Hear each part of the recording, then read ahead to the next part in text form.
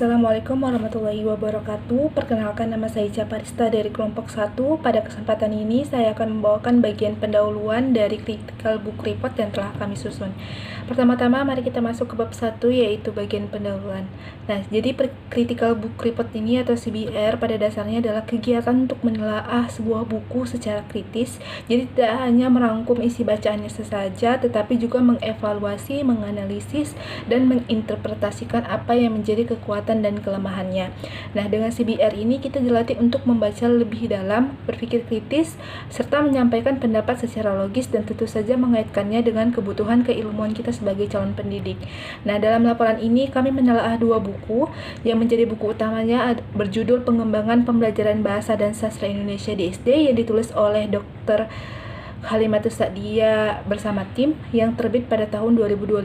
Sementara itu untuk buku pembandingnya adalah Pembelajaran Bahasa dan Sastra Indonesia di SD karya Muhammad Asif dan kawan-kawan terbit pada tahun 2022.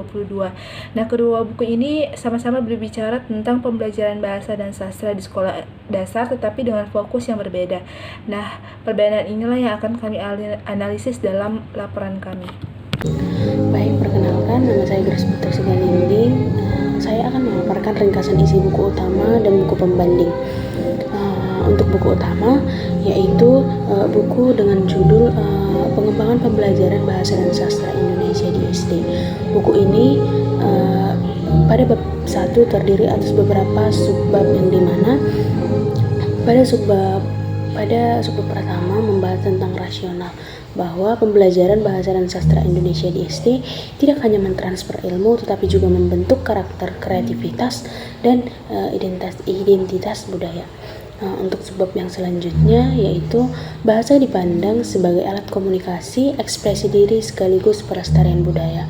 Yang ketiga, sastra berperan penting dalam membentuk moral, empati, kreativitas siswa melalui karya tulis maupun digital. Bahasa dan sastra juga terkait erat dengan identitas budaya, sehingga pembelajaran perlu memanfaatkan cerita rakyat, pantun, dan tradisi lokal. Buku ini juga menguraikan deskripsi mata kuliah, landasan hukum pendidikan, serta tujuan dan manfaat yang yaitu membekali guru agar mampu menyusun perangkat pembelajaran yang inovatif, berbasis kearifan lokal, dan sesuai dengan kebutuhan abad 21.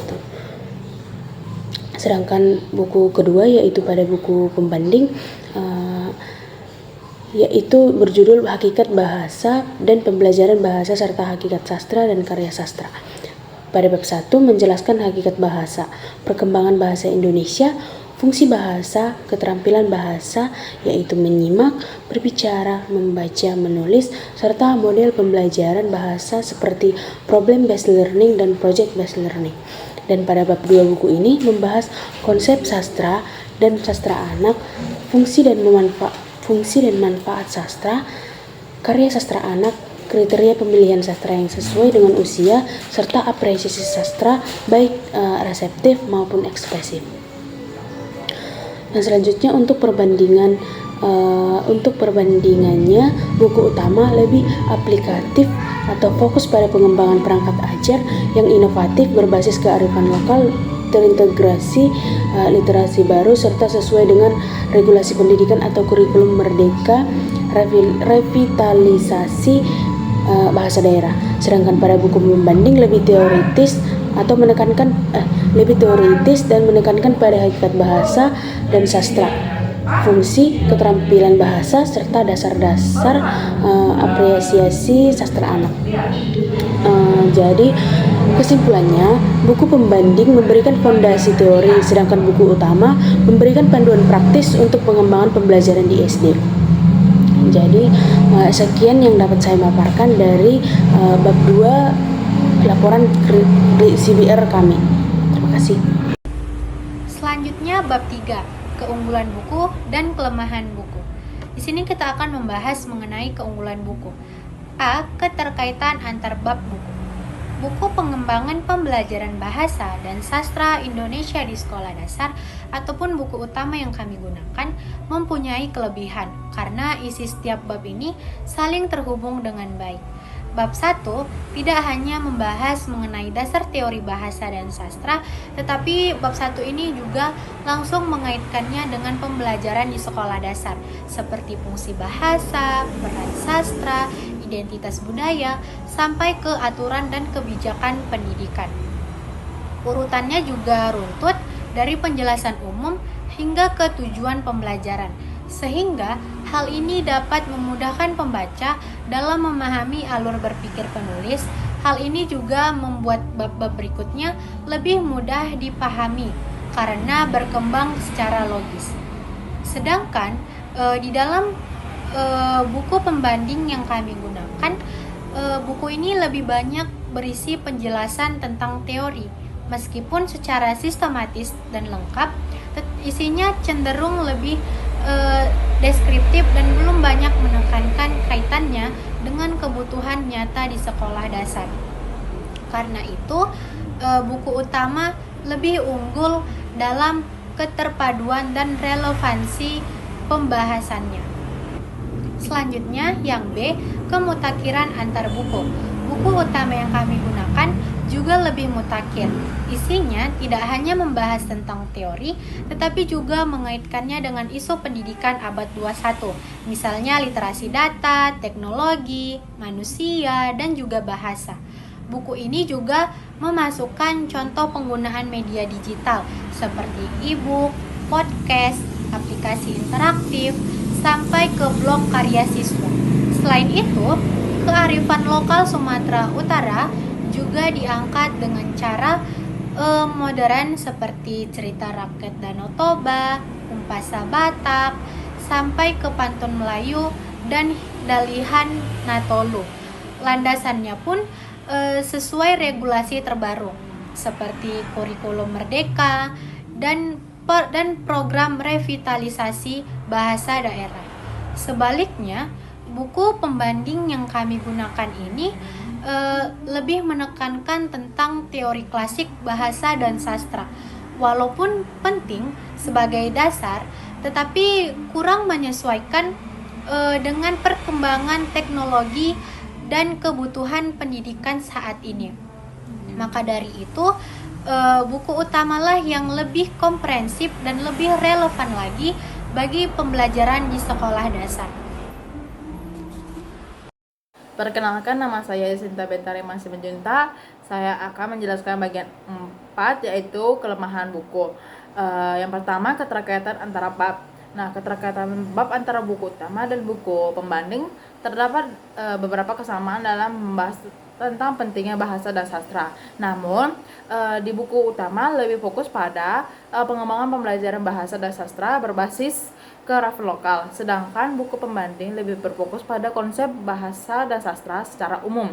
Nah, buku utama juga lebih relevan dengan kebutuhan pendidikan dasar di Indonesia, sedangkan buku pembanding lebih umum dan dapat digunakan sebagai relevansi tambahan.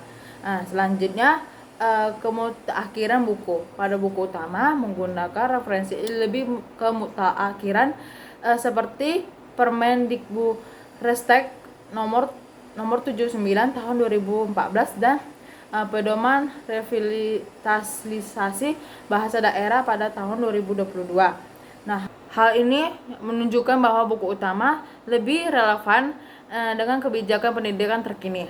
Sementara itu, buku pembanding lebih umum dan tidak spesifik pada konteks pendidikan dasar. Oleh karena itu, buku utama lebih sesuai digunakan sebagai referensi dalam pengembangan pembelajaran bahasa dan sastra berbasis kearifan lokal di pendidikan dasar. Baik, perkenalkan, nama saya Aurora Novena Simamora.